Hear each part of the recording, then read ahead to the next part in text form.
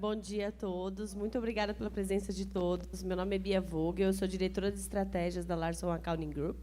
E essa é a Carol Larson, nossa CEO. A gente vai começar o painel. Hoje nós vamos falar sobre planejamento tributário pré-imigratório. E amanhã a gente vai falar um pouquinho sobre internacionalização de empresas e marcas. Então, aproveitem, podem perguntar também, fiquem à vontade. Carol, para a gente começar um pouquinho, você pode resumir um pouco da sua história nos Estados Unidos? Posso, sim. Eu estou nos Estados Unidos há 25 anos. Há 20 anos como contadora e CEO da Larson Accounting Group. Essa empresa eu mesma a criei logo que eu saí da faculdade. Inicialmente, quando eu me mudei para os Estados Unidos, nunca tinha passado pela minha cabeça ser contadora.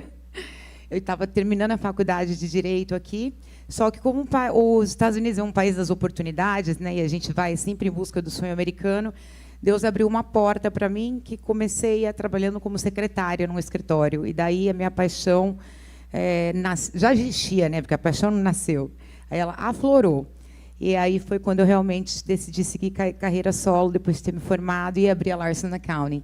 Nesses últimos 20 anos, a gente tem ajudado os clientes, tanto na parte do planejamento pré-imigratório, que ele é essencial para quem está pensando em se mudar de país, não só para os Estados Unidos ou para qualquer outro país. A gente faz toda a parte de serviços contábeis também, e planejamento sucessório, planejamento previdenciário, todos os tipos de planejamento que são essenciais para aquela pessoa que se muda para os Estados Unidos e para que tenha sucesso no seu negócio, na sua carreira.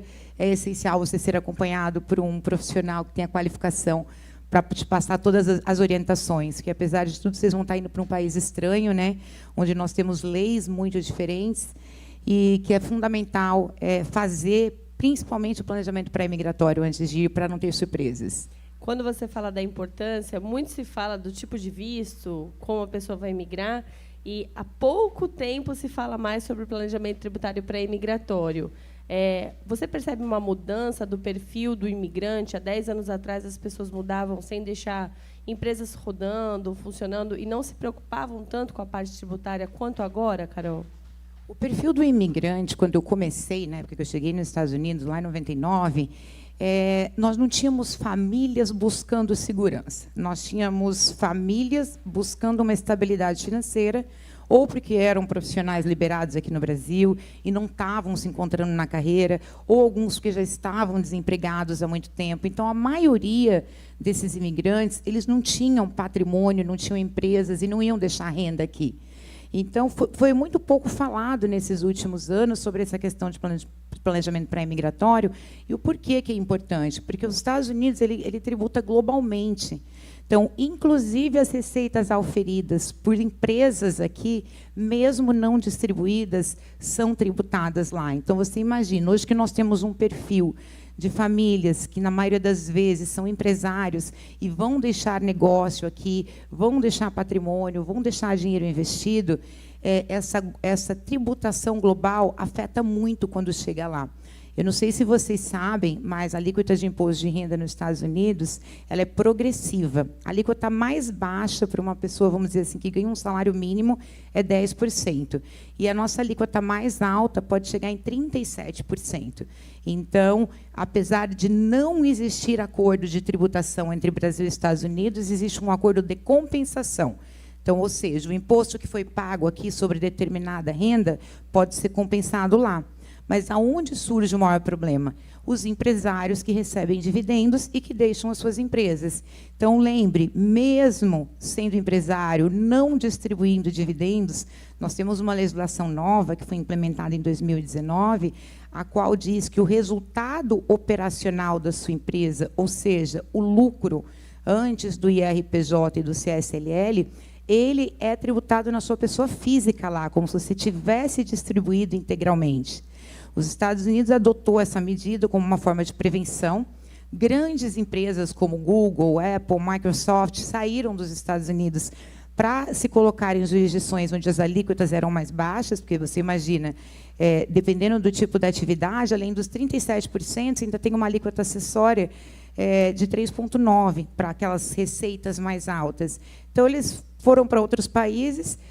Toda a venda era nos Estados Unidos, mas a produção, tudo o resto estava na Irlanda, por exemplo, que foi um lugar onde existe uma tributação favorecida.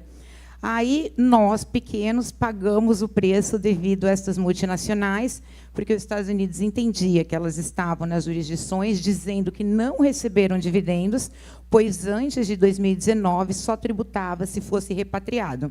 Então, ele falou, bom, vocês querem ficar aí? Fica. Só que agora a gente vai tributar o seu resultado. Então, o dia que você distribuir, esse imposto já está pago sobre o lucro. Uma coisa que é bem confusa e difícil de aceitar e de entender, né, até mesmo devido à legislação que nós temos no Brasil, mas é fato.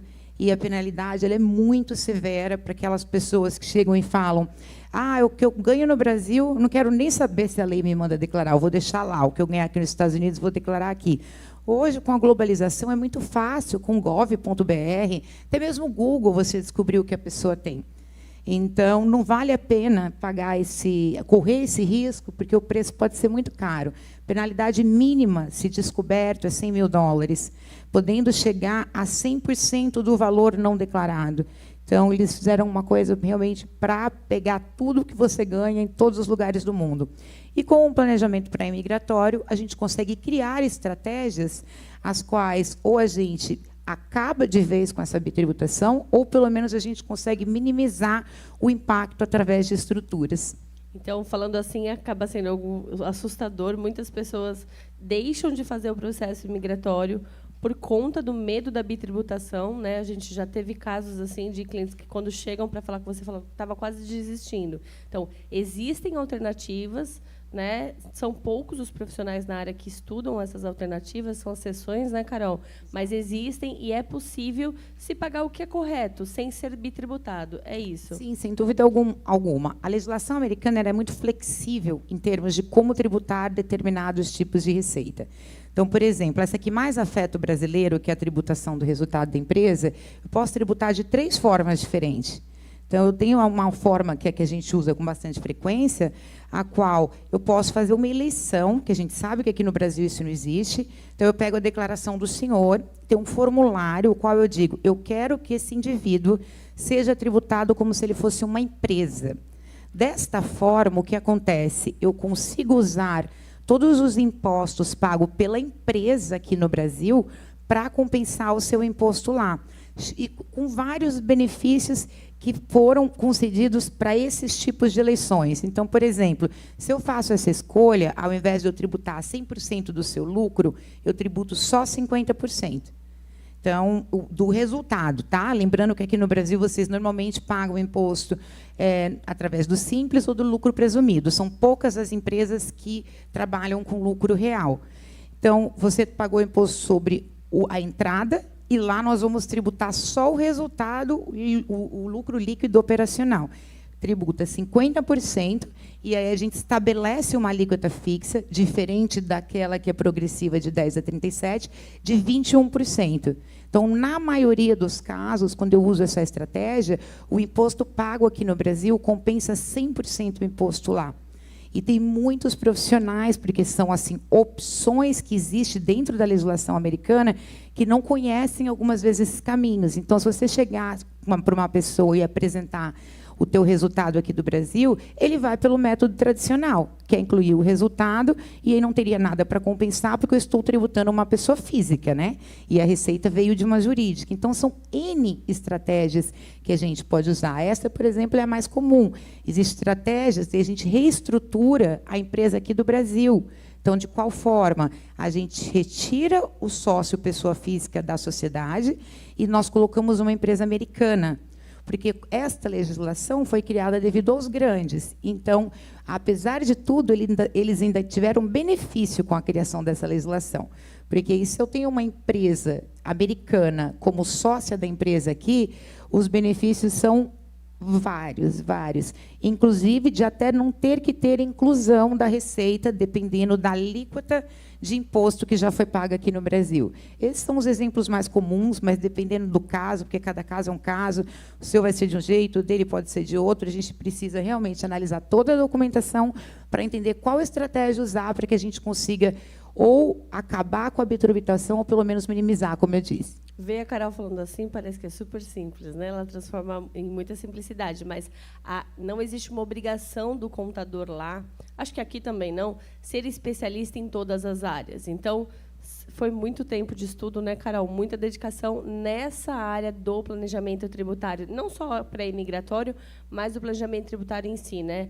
É muito diferente do que chegar para um contador comum e pedir para ele fazer isso, né? A capacidade das pessoas realmente fica onde elas decidem se especializar. E por que você se especializou em planejamento tributário? É que em qualquer lugar nós temos profissionais e profissionais, né? Então, eu, desde o início da minha carreira, eu sempre gostei muito de ajudar com um todo, porque até que é coisa mais agradável se chegar para o seu profissional e falar tal coisa. Ah, isso eu não faço, tem que falar com fulano. Ah, mas eu precisava abrir uma empresa lá nas Ilhas Virgens Britânicas. Ah, isso eu não faço, vai falar com outro escritório. Porque nós temos, às vezes, profissionais que só especializam em uma área. Então, tem contador que não faz imposto, só faz a contabilidade, porque lá a contabilidade, como é lucro real, você tem que ter um conhecimento mais avançado. Tem contador que só faz imposto, tem contador que não faz nenhum nem outro, só abre empresa. Então, fica especializado somente numa área. E eu sempre gostei de cuidar de todas as áreas. Então, com o passar dos anos e vendo o tipo do brasileiro que estava se mudando, que eram pessoas realmente que tinham patrimônio, tinham coisa a perder, que seriam impactados, eu me especializei nessa parte do planejamento, principalmente o pré-migratório, mas de todas as áreas, como você disse, relacionado ao tributário. Porque, dessa forma, no mesmo local, você melhor do que ninguém sabe, a gente consegue atender o cliente desde onde dele chegar. Então, o cliente já está aqui no Brasil, a gente já começa a fazer essa preparação, essa análise, e, quando chegar, nós já temos também tudo implementado, que é o que deveria acontecer na maioria das vezes, e não o cliente ficar esperando se mudar. Porque, se você se mudar e entrar no país como residente fiscal, tem várias estratégias que eu não posso mais usar. E tem algumas oportunidades que são únicas. Então, como, por exemplo, no dia que você entra no país, quem já está indo com visto aprovado, você tem o direito, tá, de colocar todos os seus imóveis e ativos que ficaram aqui no Brasil a valor de mercado. Lá, é um registro feito lá nos Estados Unidos. Porque o país entende que não é justo você ter um bem há 20, 30 anos, você não era residente daquele país, aí você entra no país, por exemplo, com um apartamento que você pagou R$100.000 há 15 anos atrás, e hoje ele vale 1 milhão, seu ganho de capital é absurdo, e, entendendo as alíquotas como são altas, então eles dão esse benefício, que chama-se step up do basis. Você levanta o valor do imóvel, consequentemente, ou de uma ação que você tenha, no momento da venda, você não vai ter ganho de capital, ou, se tiver, ele será muito pequeno. Então, é muito importante, com pelo menos 6 meses antes da mudança, seria o mínimo, a gente começar o planejamento para dar tempo da gente executar todas as estratégias que servem no caso de cada cliente. A gente escuta muito também, Carol, poxa, mas eu não sei se o meu pleito imigratório vai dar certo, né? Então, qual é o momento ideal? E aí a gente sempre fala, o investimento é justamente para você entender quais vão ser todos os seus impactos, porque a parte tributária nos Estados Unidos é fundamental, né, Carol? Tudo lá é baseado em crédito, os seus impostos eles regem tua vida lá, né? E tudo que você tem de futuro. Então, fala um pouquinho para a gente também da importância de estar com a parte fiscal e tributária em dia para o contribuinte americano. Bom, vamos lá. Toda vez que nós chegamos em outro país, eu não sei se alguém já alguma vez já se mudou, tem coisas que são os pontos mais importantes. Primeiro, você tem que alugar ou comprar um imóvel, né? Segundo, nos Estados Unidos, principalmente em Orlando, na Flórida, onde nós moramos, quase não existe transporte público. Então, você precisa comprar um carro, porque senão você não vai para lugar algum.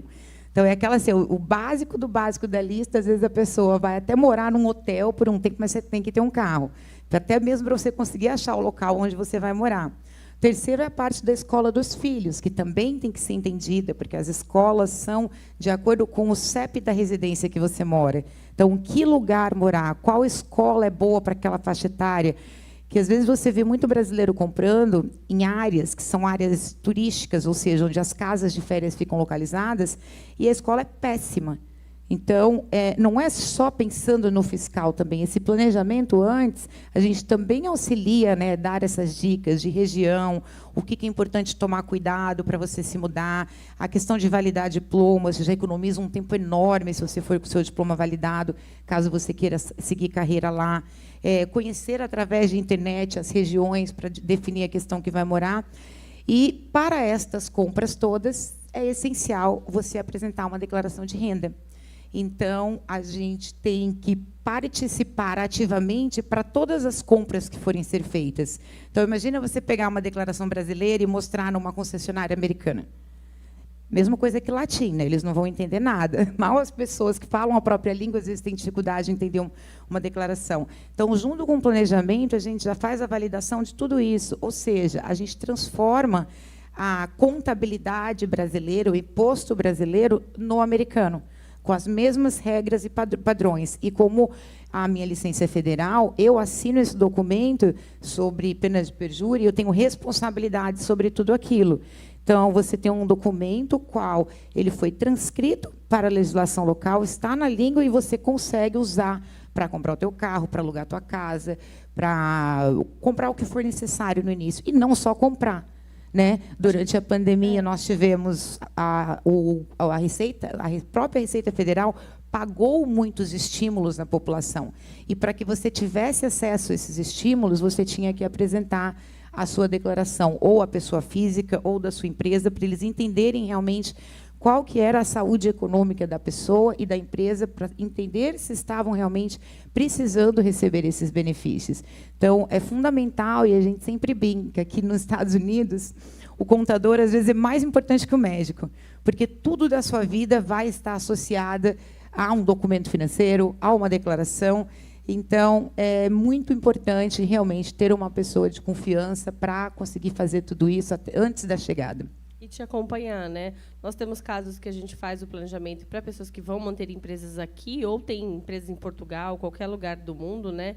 E também pessoas que validaram o diploma, estão imigrando já com permissão de trabalho, mas ainda não escolheram qual estado elas querem morar. Então, a gente faz a pesquisa salarial nos estados, entende qual vai ser o impacto tributário nos estados. Acho que isso foge um pouquinho do que as pessoas sempre pensam, né, Carol? Que só grandes fortunas têm que se planejar. Isso não é verdade. Não, o planejamento pré-migratório é essencial para qualquer pessoa que tem qualquer tipo de patrimônio, não precisa ser patrimônio de milhões ou de bilhões, vai ser afetado devido à forma como a legislação americana funciona. E outro ponto que é bem importante às vezes a pessoa pega informação dos Estados Unidos, mas não entende sobre o estado. Cada estado e às vezes cada município lá tem uma legislação diferente. Então, durante a própria consultoria, tem alguns clientes que falam, eu estou indo para a Califórnia. Falo, tem algum motivo qual você está escolhendo a Califórnia?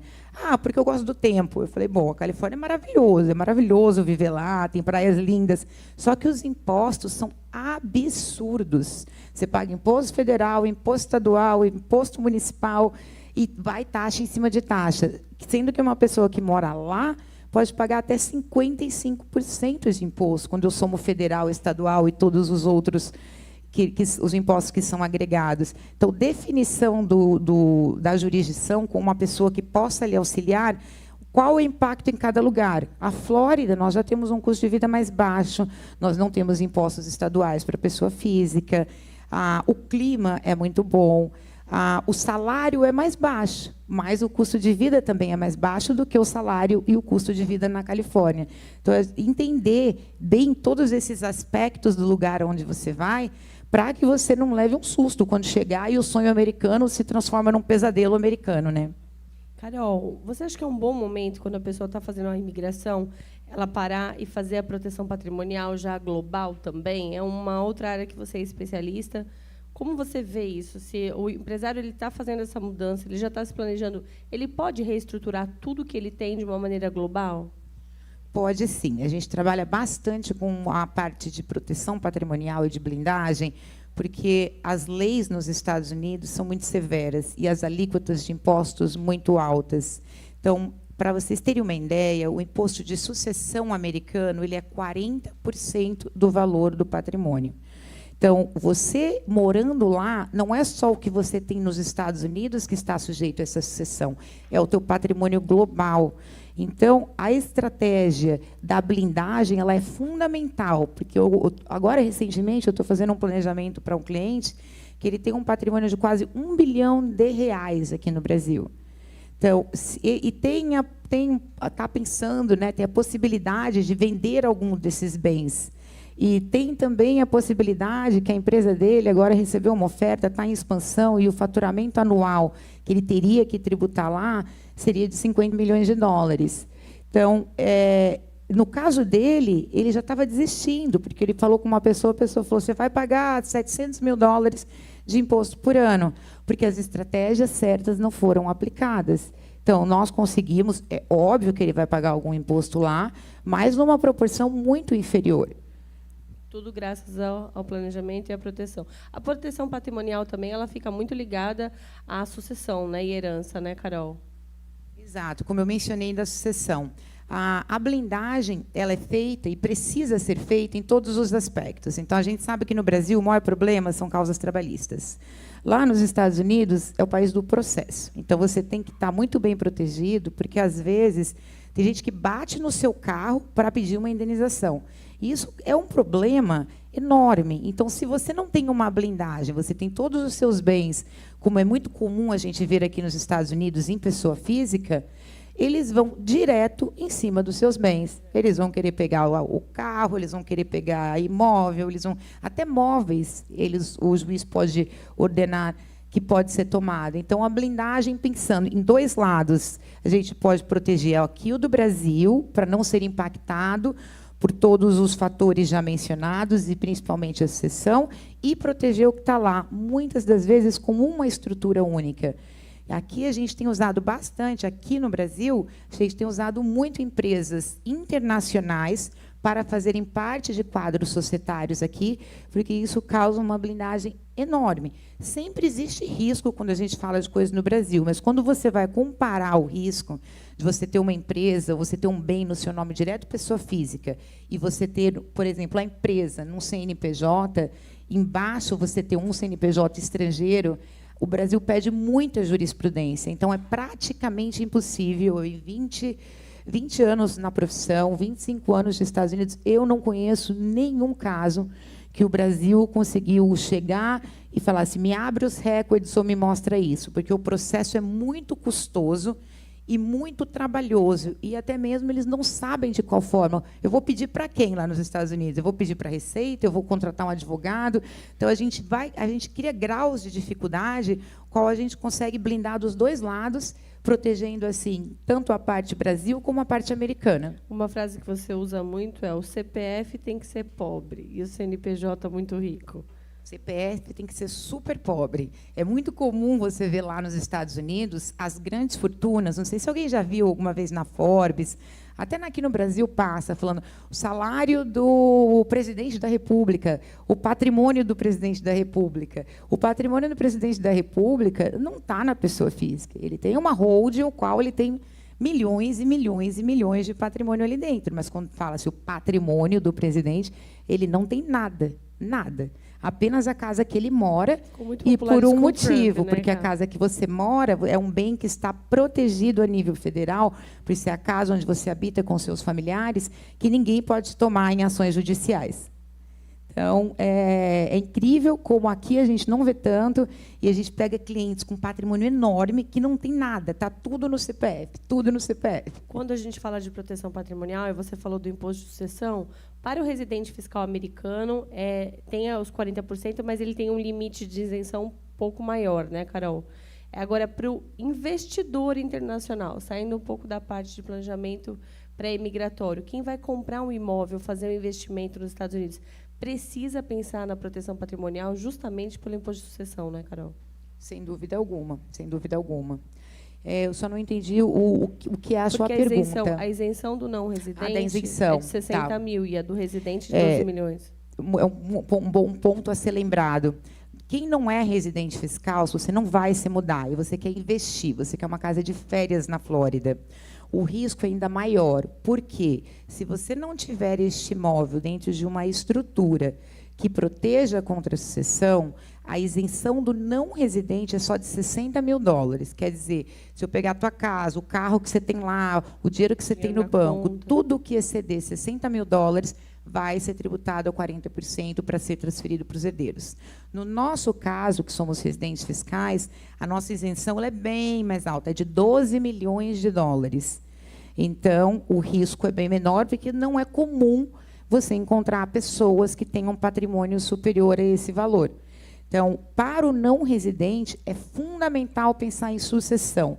Para aquele que vai se tornar residente, é fundamental pensar no fiscal e no tributário, que é onde serão mais impactados.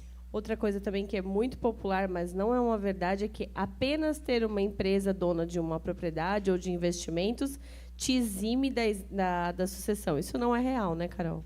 Não, era muito comum o brasileiro chegar lá e falar, olha, eu sei que eu preciso de uma empresa. Então, ele já vinha com uma estrutura criada, ou ele pedia para algum amigo já fazer. Então, se eu tiver uma empresa americana, essa empresa tem ações. Então, ela também está sujeita à sucessão.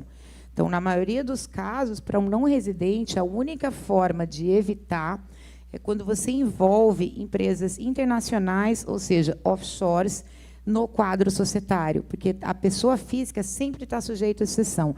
Uma pessoa jurídica não residente não está sujeita à sucessão. E é sempre bom lembrar que esta empresa, que será sócia de uma empresa americana, tem que estar numa jurisdição onde também não existe sucessão.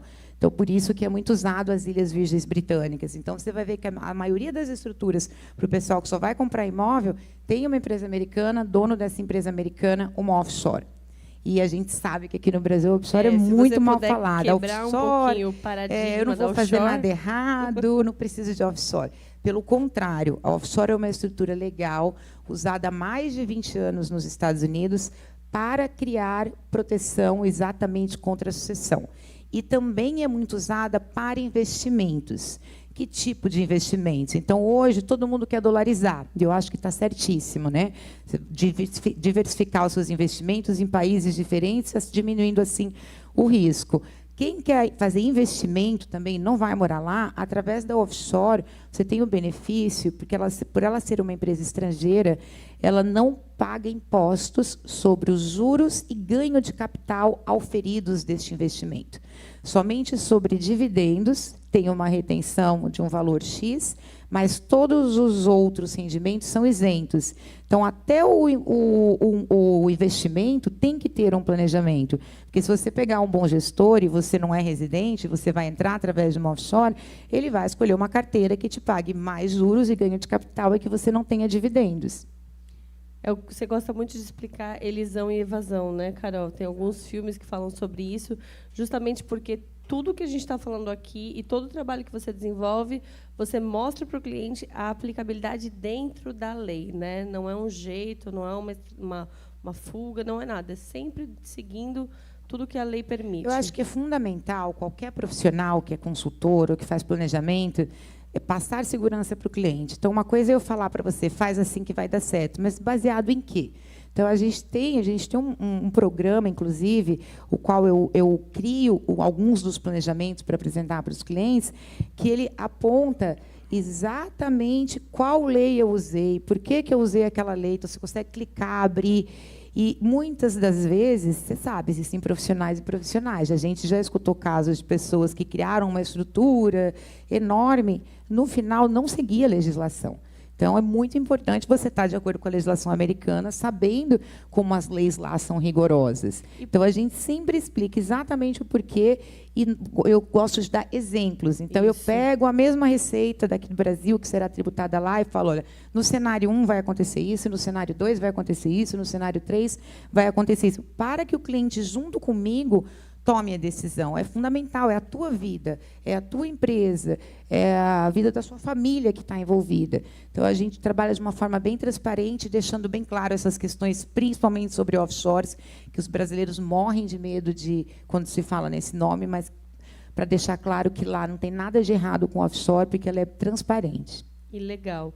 E é um corpo vivo, né? Proteção patrimonial, o planejamento, ele é sempre algo que tem que estar em movimento, porque a legislação muda, não muda como aqui, né? A cada mês, às vezes, mas tem um período de tempo que ela vai mudar, né, Carol? E aí, a cada mudança da legislação, senta-se de novo, discute com o cliente para que a gente possa ir criando as estruturas adequadas e sempre evitando aí a maior taxação. Não existe um planejamento, né? Existe um planejamento inicial e depois é essencial um acompanhamento. Então, lá, normalmente, quando a gente tem mudança de lei, não é que nem aqui, que da noite para o dia eu posso anunciar, a partir de agora vai acontecer tal coisa e foi assinado. Então, existem regras, e uma das regras, principalmente da Receita, a última legislação que entrou em vigor em 2019 só pode ser mudada novamente em 2025. Então, antes dessa data, ela não pode mudar, a Receita não pode alterar, ela pode fazer adendos em leis que estão mal escritas, mas não pode alterar. Então, quando eu chegar em 2025, esses planejamentos todos dos últimos anos terão que ser revistos, porque já existe uma proposta de mudança de tributação. Então, não adianta pensar, fiz o meu planejamento, recebi meu guia do que eu vou ter que fazer com todas as instruções e nunca mais sentar com a pessoa para entender se a situação do país está aquela, a lei ainda está aquela, está funcionando, está tudo protegido. Porque você sabe, tem casos de clientes que chegam nos Estados Unidos e levam dinheiro e começam a comprar e se tornam investidores. De repente, quando você vai falar numa consulta com o cliente, fala de patrimônio, ele bateu 12 milhões. E ele não perguntou para ninguém, não estudou nenhum tipo de estratégia. E aí? Né? É tarde demais. Então, tem que ser tudo muito bem acompanhado. Tanto aqui no Brasil, porque aqui no Brasil a lei muda praticamente, se quiserem, todo dia. Né? Então, está fazendo esse acompanhamento. Aqui muda muito mais, e o cliente nosso ele não está acostumado também com isso, né? De entender que os steps lá às vezes são um pouco mais longos que os daqui. Clara, a gente encerrou as perguntas que eu tinha programado. Se alguém tiver perguntas, pode ficar à vontade.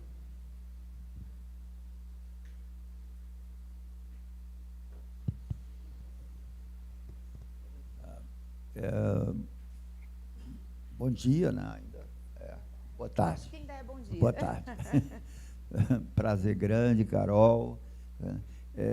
Meu nome é Salme, minha esposa é Eliane, e nós temos uma condição peculiar, porque nossos 3 filhos são americanos, são profissionais. Nós nos dedicamos à exportação de filhos, né? Foi um sucesso. Então, aos 16, 17, 18, 20 anos já mandamos. Então, estão lá há 20 e tantos anos.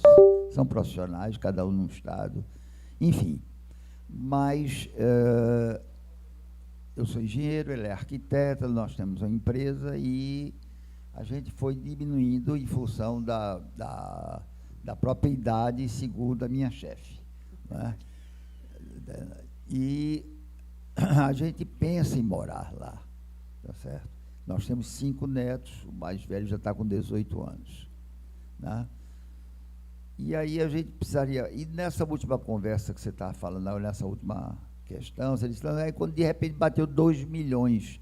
Aí eu não entendi, quando você disse, porque nós não temos ainda nenhum planejamento estratégico. A gente, exatamente essa coisa aqui veio cair no que a gente está buscando, que é, agora que a gente realmente parou de construir aqui, e estamos vivendo de dividendos da empresa. Tá? E a gente quer chegar perto dos netos agora, que a gente sempre teve muito longe. E aí a gente quer construir essa estrutura, mas a gente, aqui no Brasil, eu brinco com meus amigos, que todos eles achavam graça, porque a gente tem uma empresa de planejamento tributário que nos dá assessoria há mais de 30 anos. Entendeu? Então, eu digo que eu tenho atestado de idiota por escrito, né? Porque essa é a Directivos, que é de Nelson Mitimasa, que é amigo nosso.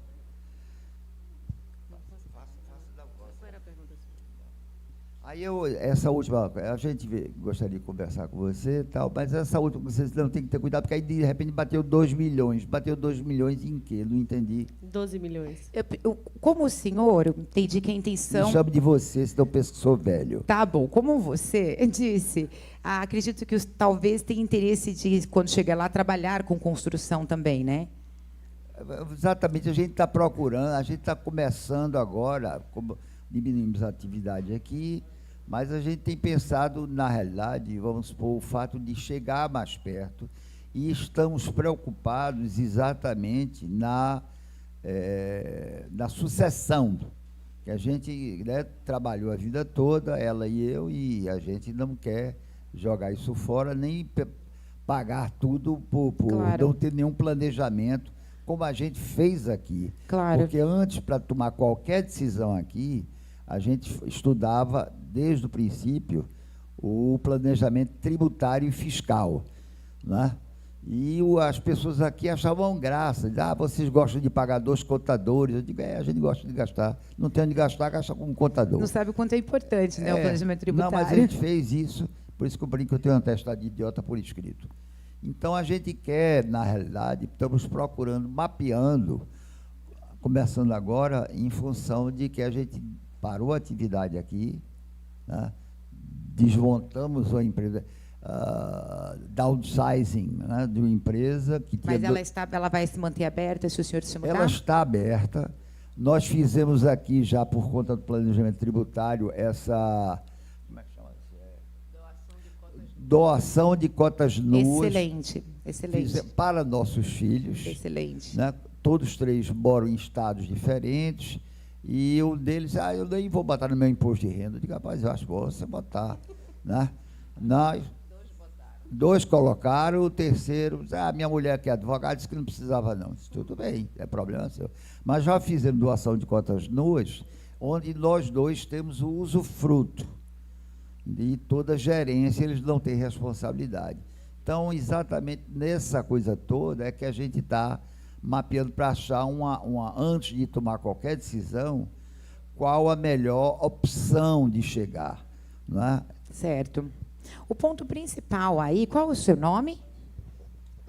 Meu nome é Salmen e minha esposa é Eliane. Salmen, prazer.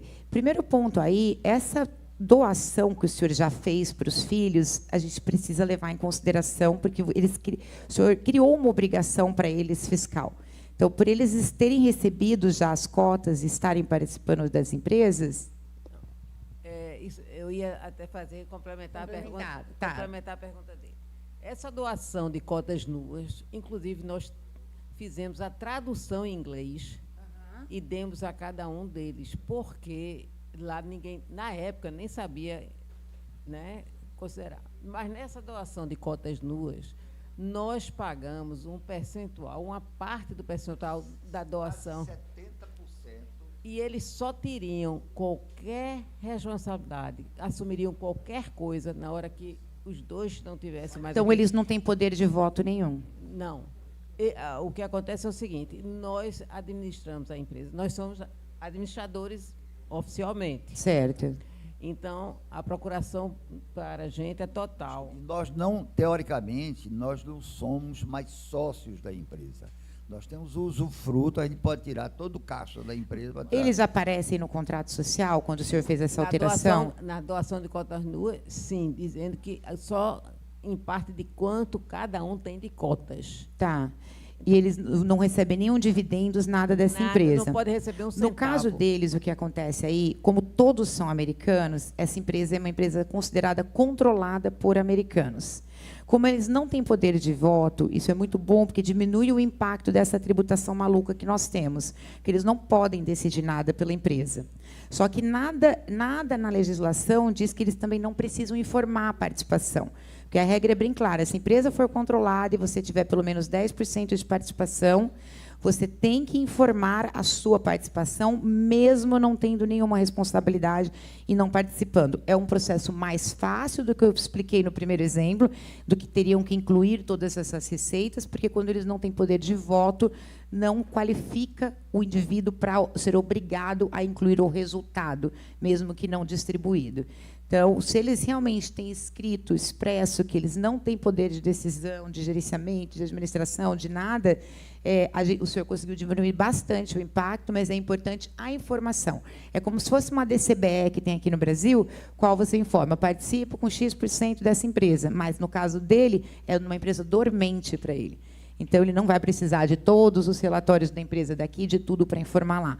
Mas, se no caso eu tivesse transferido e dado poder, eles teriam que incluir o resultado que está sendo oferido aqui. E uma boa notícia para vocês. Há uns 3 meses atrás, a gente atendeu um cliente na mesma situação, que achava que ia demorar 2 anos para migrar, e ele já está nos Estados Unidos. Então, fiquem tranquilos, aproveitem depois aqui para ter um bate-papo mais limpo assim, com a Carol, poder falar mais sobre essas informações, porque é muito possível, sim.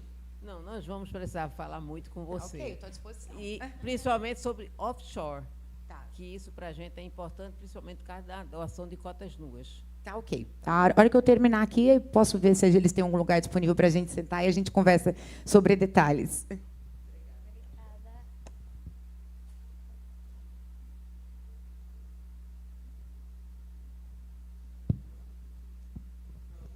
Boa tarde. Só uma questão, a transmissão onerosa lá fora, né? Ela é tributada como uma doação? Também. Por isso que é importante fazer o planejamento com antecedência enquanto não viram residentes fiscais. Porque a doação, a transmissão, ou a transferência para uma holding, ou transferência para um herdeiro, alguma coisa, do momento que ele é residente, também é considerado. Só que aí vamos entrar quais são as exceções. Então, se eu, como residente fiscal americana, não sou residente aqui no Brasil, eu vier aqui doar um dinheiro para minha mãe, eu não vou ser tributada porque eu estava em solo brasileiro quando eu doei. Então, lá eles não me tributam. Então, é muito importante também, que a gente recomenda aos clientes, se for fazer doação, tudo que for transferir, que já faça antes, porque o imposto de transmissão ele é exatamente o de sucessão, é a mesma tabela. Ele é 40%. Então, aí a gente, inclusive, usa algumas estruturas de doação depois que a pessoa se torna residente. Porque lembra do que eu falei dos 12 milhões? Então, o residente fiscal ele pode usar esses 12 milhões em vida. O que eu quero dizer? Eu posso doar até 12 milhões, que eles chamam de isenção da vida, e ir abatendo. Então, todo ano, se eu doar 500 mil para um filho, 300 para outro, eu já vou usando esta dedução anual, para eu não ter que pagar o imposto de doação. Agora, para o não residente, que é muito baixo, então a gente tem casos de famílias que vão e o pai lá nos Estados Unidos, estando em terra americana, faz uma doação para os filhos. Ele também está sujeito, porque é devido à localização. Então, tanto a sucessão e a doação, elas existem para ambos os casos, só que no caso da transferência, da doação, existem algumas regras de onde a pessoa está, qual foi o valor. Então, usando o exemplo deles, os filhos estão lá e eles ainda não são residentes. Eles podem doar a quantia que eles quiserem para os filhos que estão lá, sem pagar nenhum imposto lá, mesmo os filhos sendo cidadãos americanos e residindo lá. Até 12... Não, no caso de vocês, nem os 12 milhões, porque o imposto de sucessão, o imposto de doação, desculpa, de vocês seria aqui. Então, isso é uma estratégia que a gente usa de doar aqui.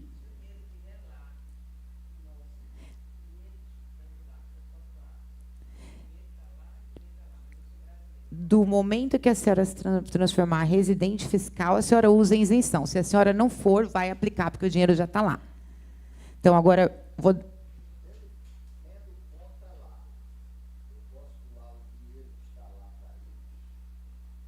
Poder doar, o senhor pode, mas, de acordo com a legislação americana, teria que pagar o imposto de doação.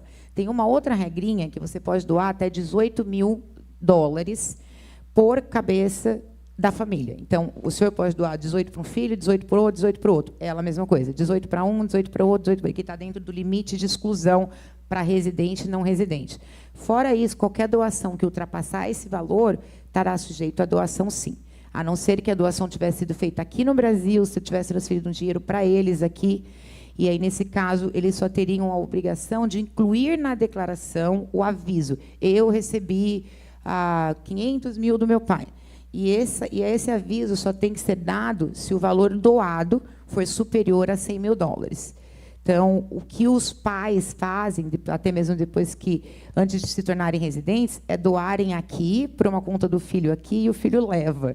Então, é uma coisa que não faz muito sentido, mas a Receita, infelizmente, determina essa legislação pelo local onde você está e onde o dinheiro está. Eu explico com mais calma, porque eu sei que é bem diferente e é complexa. Tudo bem, Carol? Tudo bem? Tudo bom. Queria saber se a gente tem espaço para você comentar um pouquinho sobre a tua trajetória. O que te levou para essa área específica de negócio e quais foram os teus principais desafios enquanto brasileira para criar a tua empresa lá nos Estados Unidos? Tá, eu conto brevemente para você. Depois a gente conversa com mais calma. Eu, como eu disse, não fui para os Estados Unidos com a intenção de ser contador ou trabalhar com planejamento tributário, só que a vida me presenteou com um primeiro trabalho, que foi trabalhar num escritório de contabilidade. E foi assim, uma coisa incrível. Porque assim que eu entrei, eu comecei a olhar relatório, balanço, essas coisas. Todo mundo sabe que não é fácil. Eu falei, gente, isso é um bicho de 7 cabeças. Eu nunca vou conseguir entender isso. Mas foi tão natural que, assim, em menos de 30 dias, eu já estava entendendo muita coisa, eu estava dominando muita coisa. Então, foi aí quando eu descobri a verdadeira paixão. Então, eu estava já apaixonada por aquilo. E, na época, nós não tínhamos profissionais brasileiros. Era muito difícil você chegar e achar um advogado brasileiro, uma contadora brasileira, um médico brasileiro. Então, esse escritório que eu trabalhava, ele atendia tanto brasileiro como o pessoal da América do Sul em geral. E, quando eu já estava lá, aproximadamente um ano e meio, bateu aquela vontade de ter o meu negócio, porque eu era muito procurada no escritório. A gente chegava e falava, eu não quero falar com fulano, eu quero falar com você. E eu já estava cursando a faculdade, faltava um período para eu terminar, porque eu, como ela disse, eu validei o que eu tinha estudado aqui lá, então eu consegui formar em contabilidade lá num tempo bem inferior. E aí, quando eu percebi a oportunidade, porque os brasileiros desesperados. Então, esse que eu trabalhava, eles eram voltados para mais pessoal da América do Sul, muito argentino, peruano, chileno, e muito poucos brasileiros. E a dificuldade do brasileiro que já vivia lá era encontrar pessoas que entendessem daqui e que entendessem de lá, ou que, pelo menos, falassem português. E aí foi assim que tudo começou. Houve uma oportunidade, eu abri o escritório. Inicialmente, eu não era especializada em planejamento, era só contabilidade. Aí veio a outra oportunidade. Não sei se vocês sabem, lá em finalzinho de 2008, nós tivemos uma crise horrorosa, que teve famílias que perderam tudo, teve muita gente que voltou para o Brasil, mas teve muita gente que foi esperto e aproveitou a oportunidade. Então, lá naquela época, imóvel, por exemplo, que varia $500 mil, estavam valendo 90 mil, 80 mil, 70 mil. Então, foi quando esse novo perfil de imigrante começou a ir para lá, aproveitando oportunidades. Eu cheguei a ter cliente que comprou 40 imóveis de uma vez só. Outro comprou um prédio inteiro. Esses imóveis, imagina, na época, 40, 30 mil um apartamento, hoje vale 250. E aí, esse público com patrimônio, que começou a investir lá, começou a se mudar. E aí veio a necessidade de eu me especializar realmente nessa parte do planejamento, o tributário, o fiscal e o sucessório. Foram as oportunidades que a vida foi me dando e eu fui lá e fui pegando. Obrigada. Obrigada. Claro.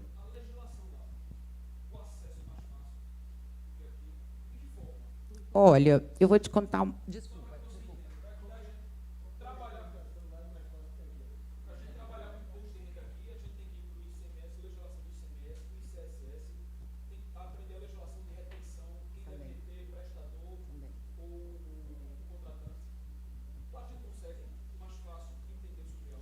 Olha, eu vou te falar uma coisa, que lá a gente tem informação fácil, mas talvez uma coisa que você não saiba, nós não temos tecnologia. A nossa receita, ela não é nem comparada com os acessos que vocês têm aqui. É muito difícil você ter acesso. Por exemplo, aqui eu entro no gov.br, eu ainda da sua conta, eu pego seu informe de rendimento, eu tenho acesso a fazer sua declaração ali. Primeiro, que a Receita Americana não oferece um site para preparar impostos. Cada contador tem que ter um programa que tem que ser reconhecido, aceito pela Receita, para fazer um vínculo. Então, eu faço no meu programa e faço esse envio online para a Receita. Isso os contadores licenciados que podem fazer isso, que não dão nem 300 mil no total dos Estados Unidos inteiro, né, Carol? Então, aí a gente precisa fazer desta forma. Em termos de acesso, é péssimo. Agora, em termos de informação, a Receita, para que você trabalhe como um preparador de impostos, você tem que escolher por uma licença, que, no caso, a que eu escolhi foi federal. Para eu tirar essa licença, eu tive que estudar 112 publicações, porque cada legislação é colocada em uma dessas publicações. Então, vai dar 1 até 146. Um fala de pessoa física, de qual forma é imposto, o outro fala de tipos de receitas diversas, a forma que tributa, o outro fala de um tipo de empresa, o outro fala de retenção, o outro fala de pagamento, o outro fala de impostos estaduais. Então, é muita informação. Mesmo você estudando tudo, você consegue passar na prova, você precisa de um auxílio. E nós temos plataformas de pesquisa. Então, eu uso para facilitar, porque antigamente era Google, né? Você tinha que procurar, achar qual legislação para entrar lá dentro. Então, eu tenho uma plataforma de pesquisa que eu não sei se aqui vocês usam, o qual eu tenho todo o banco de dados relacionado a tudo que for planejamento, imposto de renda. Então, de repente, aparece um caso novo, que eu nunca vi, eu tenho informação, eu tenho exemplos, eu tenho casos práticos para treinar, então a gente consegue informação aí. Agora, ligar na Receita e pedir informação, desculpa o que eu vou falar, eles são analfabetos. As piores informações vêm se você ligar para um agente na Receita, porque eles não sabem e passam informação errada. Então, a informação é sempre, se você quiser, eu te passo o nome das plataformas, sempre nessas plataformas de pesquisas que são afiliadas à Receita. Então, tem a Bloomberg, que é muito famosa, todos os tipos de pesquisas jurídicas, fiscais, que você quiser saber, você vai encontrar. E a Receita oferece essas publicações que você tem que estudar para virar um preparador de impostos e instruções. Todo então, formulário, né, Carol? Tem o guia, tem as instruções e todo ano sai daquele todo ano sai uma instrução nova. Então, por exemplo, se você está trabalhando aqui do Brasil, tem curiosidade, entra no site da Receita, que você vai achar todas as publicações. Só que é óbvio, né? Quando toda publicação é lei, para você entender aquilo, você tem que ler muito e tem que ter um senso de interpretação muito boa. Muito bom. Por isso que eu uso as plataformas que facilita bastante, até para mim e para todos que trabalham junto comigo. Eu faço uma analogia, eu sempre comparo a Receita Federal Brasileira como os Jacksons e a americana como os Flintstones. É bem esse nível. É terrível. Depois eu te conto o que nós passamos durante a pandemia. Para dar um exemplo assim básico, você sabe quantos anos tem que a gente pode enviar imposto eletrônico online? 10 anos. Até 10 anos atrás, quando eu comecei na minha profissão, era na mão.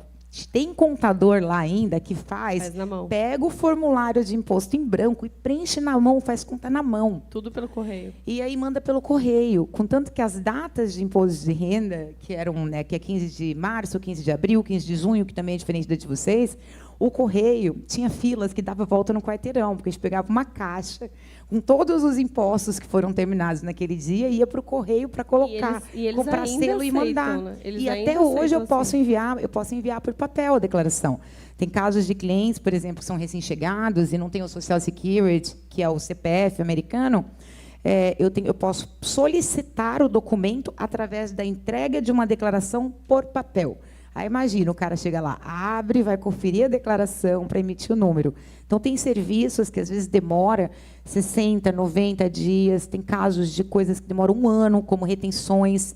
Então, toda vez que um não residente vende um imóvel, esse imóvel está na pessoa física dele, 15% do valor total da venda, não do lucro, vai ficar preso na Receita, para ter certeza que esse não residente não vai voltar para o país de origem sem pagar o imposto. Nós temos casos que demoram mais de 2 anos para recuperar. Ou seja, você calcula o imposto de capital, aí uma parte vai cobrir esse imposto e a outra parte é devolvida. Então, como é do valor total, às vezes nós temos cheques de 200 mil, de 300 mil dólares, que ficam mais de um ano com a Receita até eles devolverem. Aí o cliente, como ele é um residente, está aqui no Brasil, ele liga e fala, mas não é possível. Como que vocês não têm acesso à informação? Não tem. Quando você entrar no site da Receita, você vai ver que é o básico do básico. Eu por papel e a gente mandou um fax para perguntar. Pior, a gente usa fax. A Receita só aceita fala, documentos mentira. por fax. Ainda é assim.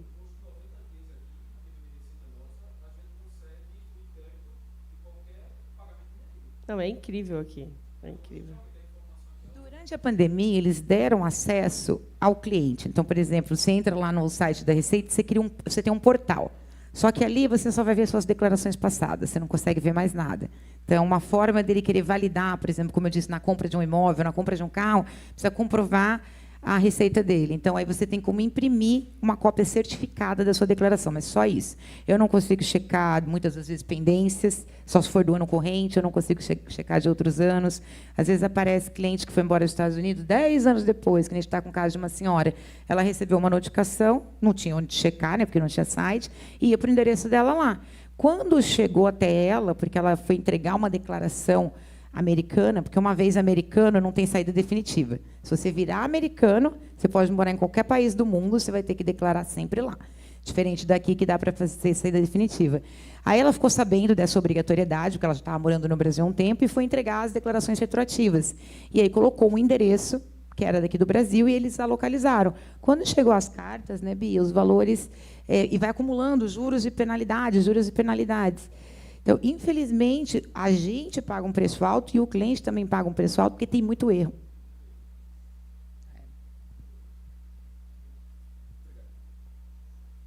Obrigada, Carol. Obrigada, pessoal. Estou à Obrigada, disposição, Bia. tá bom? Por favor. Mais uma, mais uma. No meu caso, não sei se fala planejamento tributário, pré-migratório, mas se eu pegar só essas duas primeiras palavras, no caso, eu tenho dupla cidadania e estava morando até um tempo lá exclusivamente. E agora, planos mudaram. No caso, eu posso conversar com você para fazer um planejamento, na verdade, uma atualização do que vai ser feito. Você é americana e brasileira? Isso. Uhum.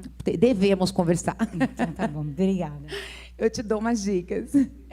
Principalmente pela questão da bitributação, né? Sem dúvida, sem dúvida. Mas tem algumas exceções, como você está morando aqui no Brasil. Aí eu te explico como funciona. E também porque eu morei na Flórida 2 anos, mas eu morei 12 9 em Nova Jersey e o restante na Pensilvânia. Então, também tem isso. Tem né? alguns estados espalhados por aí. Tá bom, a gente conversa. Obrigada, pessoal. Obrigada, pessoal. Obrigada.